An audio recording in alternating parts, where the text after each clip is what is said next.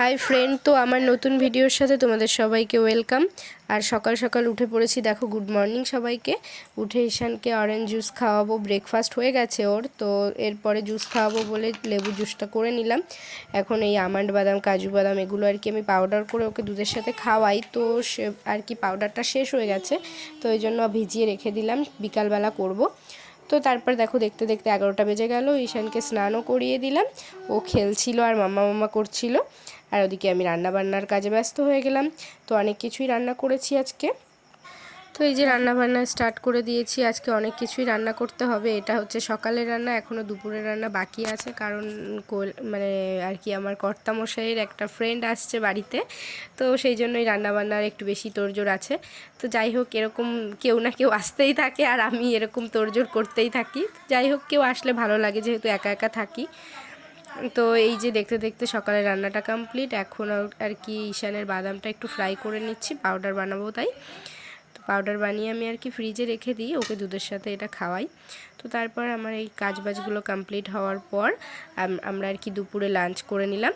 তো আর কি সকালের খাওয়া তো হয়ে গেছিলো, তো এইটাই আর কি দুপুরে খেয়ে নিলাম, ডিমের ঝোল আর লাউ ভাজা।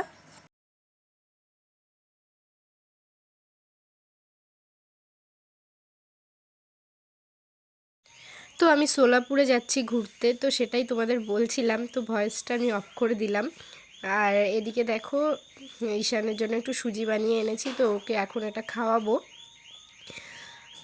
তো এই ফার্স্ট টাইম যাচ্ছি, জানি না কেমন কি এক্সপিরিয়েন্স হবে, যাই হোক তোমাদের সাথে শেয়ার করব সেটা।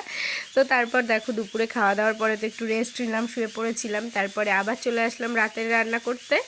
তো রাতের বেলা ঈশানের খিচুড়ি, আর ওদিকে তোমার মাছের ঝোল, ফুলকপি দিয়ে এইগুলোই সব কিছু রান্না করেছিলাম।